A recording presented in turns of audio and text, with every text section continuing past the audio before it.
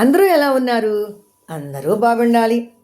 మన జీవితం ప్రకృతికి అనుగుణంగా ఉంటుంది. జీవితం అంటేనే కష్టసుఖాలు, నష్టాలు, బాధలు, కన్నీళ్ళు ఇవన్నీ ఉంటాయి. వీటన్నిటినీ అధిగమించి ముందుకు సాగటమే జీవితం.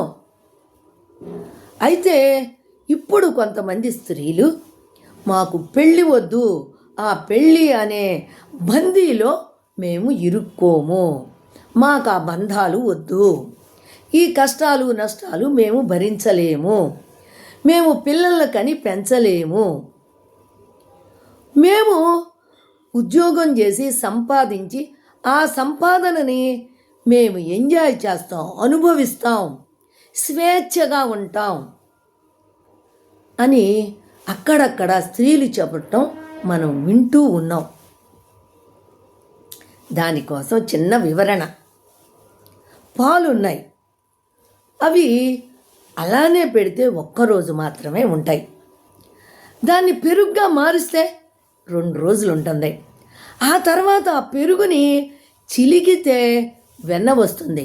ఆ వెన్నను కాస్తే నెయ్యి వస్తుంది. ఆ నెయ్యి చాలా రోజులు ఉంటుంది, కమ్మగా ఉంటుంది. అదే మన జీవితం కూడా అలాగే.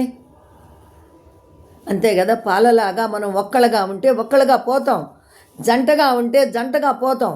మరి భార్యాభర్తల అనుసంధానంతో, వాళ్ళ యొక్క సంయోగంతో పుట్టినటువంటి పిల్లలు మరి ముందు తరాలకి అలాగే ఉండాలి కదా.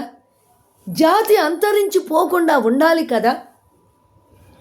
మరి పెళ్ళిళ్ళే చేసుకోకపోతే జాతి అంతరించిపోతుంది. అప్పుడు ఏంటి పరిస్థితి? ఇవన్నీ మరి అర్థం చేసుకోవాలి కదా. ఏమంటారు?